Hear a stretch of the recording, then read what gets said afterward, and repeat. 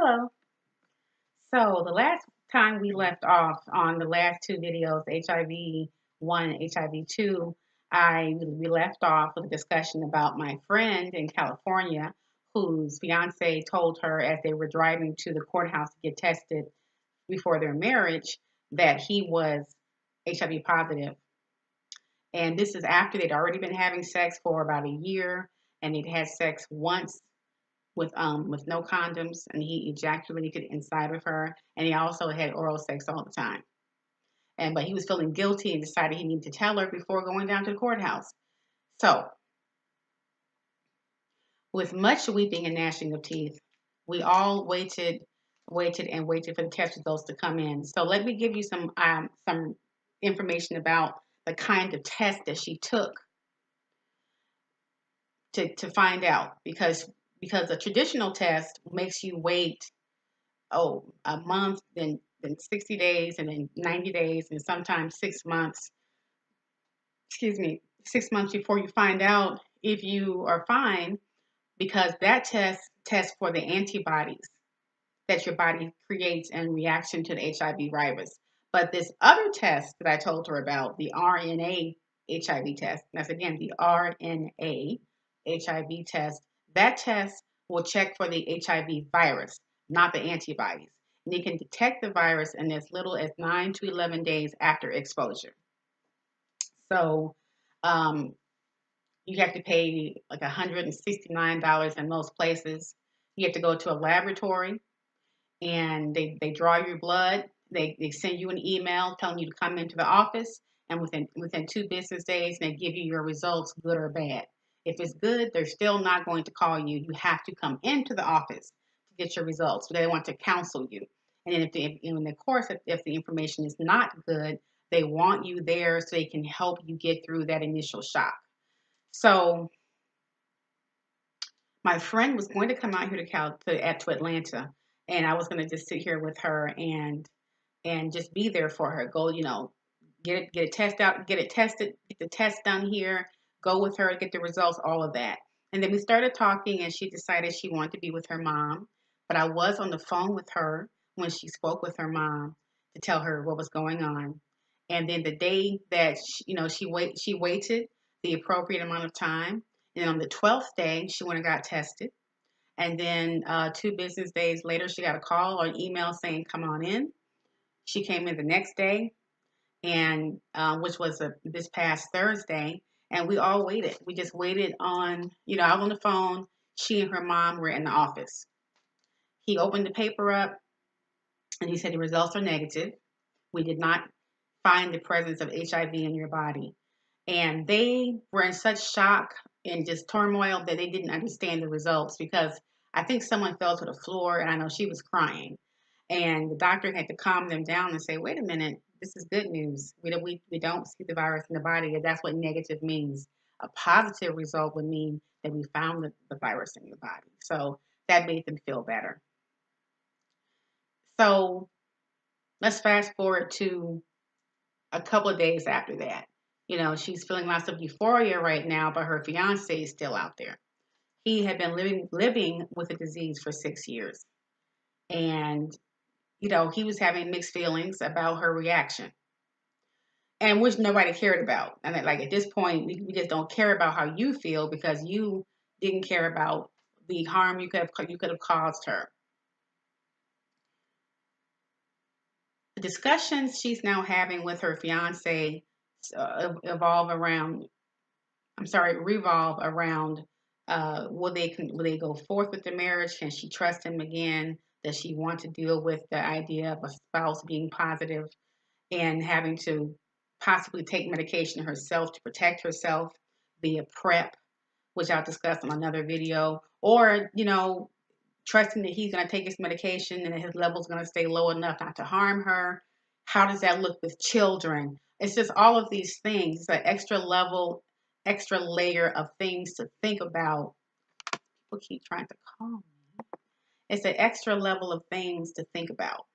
All right. When you are dealing with a partner who is positive when you're negative. So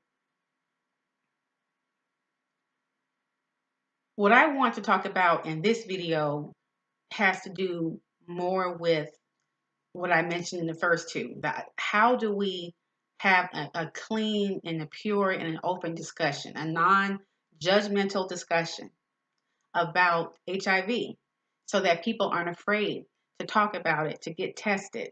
And if they are tested, to say, you know what, I have this disease and I'm living with it and I have a good life and I'm still a good person and you know, I want and need love because that's what her fiance did. He just failed to let her know. And she said, except for that that incident, he was a great, you know, a great husband. I mean, a great boyfriend. You know, they went out. Her family loved him. His family loved her, and you know, he was kind and considerate. He was also very strong, you know, and willful at times. But you know, it's a strong. I guess you would call him a dominant man. Um, who you know, so they're going through it right now. They're going through it right now because she has some decisions to make. And what I want to say on my end as a person on the outside looking in, I have a couple of family members um, who are HIV. I'm sorry, yeah, I do. There's two who are HIV positive, and each time we found out the information, we were just like heartbroken. But both of those people are doing great. They're doing great. And I will reveal who one of those people are in a couple of videos down. I need to get his permission to say if I could do this or not. He does talk about it, and he actually goes around and gives talks at churches and different places talking about his situation. But he has a very full and vibrant and active life, and so does the other person. The other person in my family who has HIV just got married to a lady who was aware of his status. So you know, it happens. People are incorporating this disease into their lives. It's becoming. I hate to say this, but it is becoming normalized because it's not going away. You know, there are. I'm trying to say. I read some statistics. I want to say I read that there's like 50,000 new infections a year. I'll have to check that. I'll have to check that.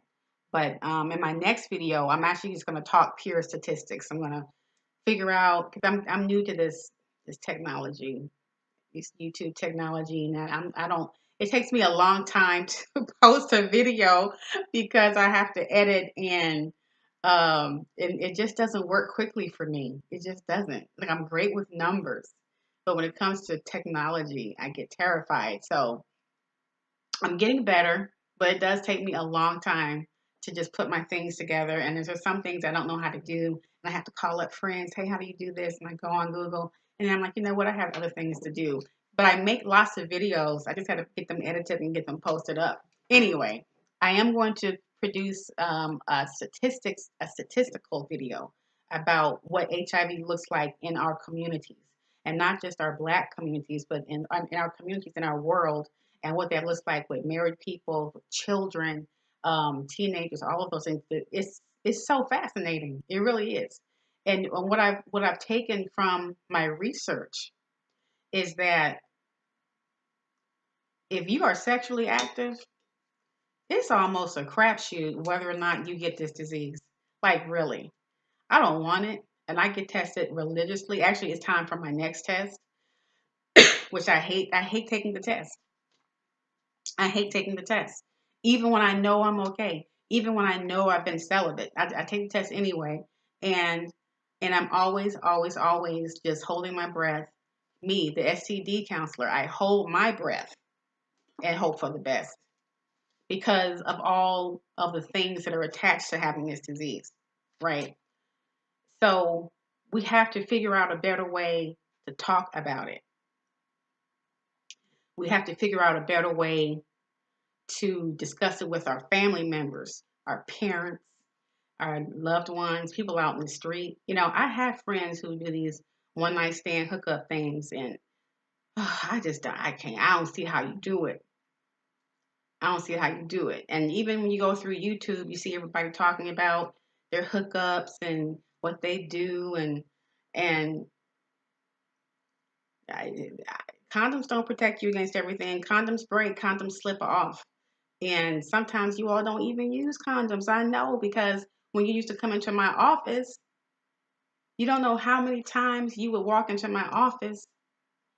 A couple would walk into my office with their heads down, scared and sad and upset, throwing up from fear because they just decided not to use it. Oh, it's just feeling so good.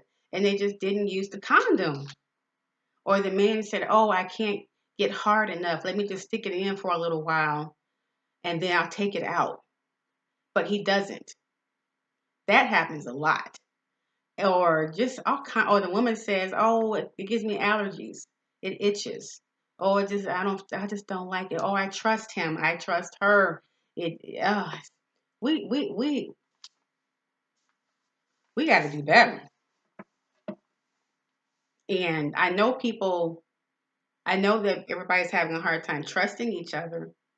And so people would rather have these random hookups and, you know, these short-term monogamous relationships or these situationships and friends with benefits things, but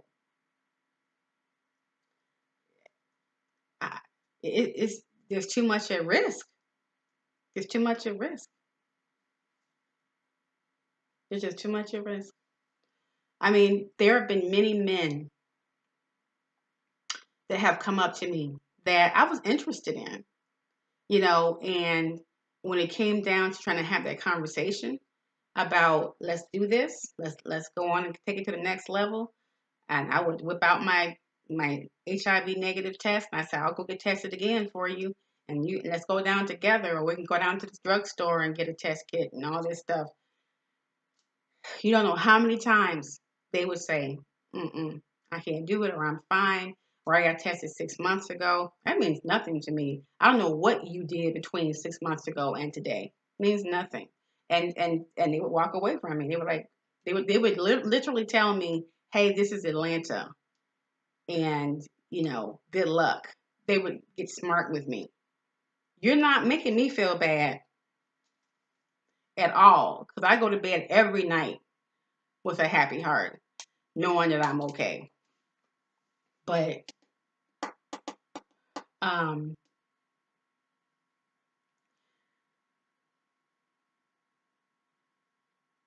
what I will add to that is that until the pharmaceutical companies find it fiscally generous for them or advantageous to create a cure, which I believe exists, but no one wants to talk about it, to create a cure, a pharmaceutical cure, we are going to be stuck with having to deal with these medications that have all sorts of adverse reactions to your body, but that also keep you alive. And I think that for me, that's not something I would want to happen to me. But if it did, I'm thankful that the medications are there. But I don't want to deal with all the other issues that parallel an infection.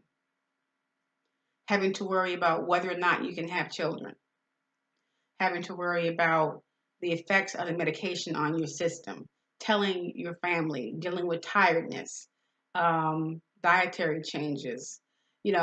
Again, people are having full and healthy lives, but the flip side of that is that there's a huge responsibility that you have to your body to maintain your health post infection. And that's not even including the mental and the emotional distress that people who have it go through on a daily basis. The two family members that my family who have HIV deal with depression sometimes, right? And they deal with loneliness.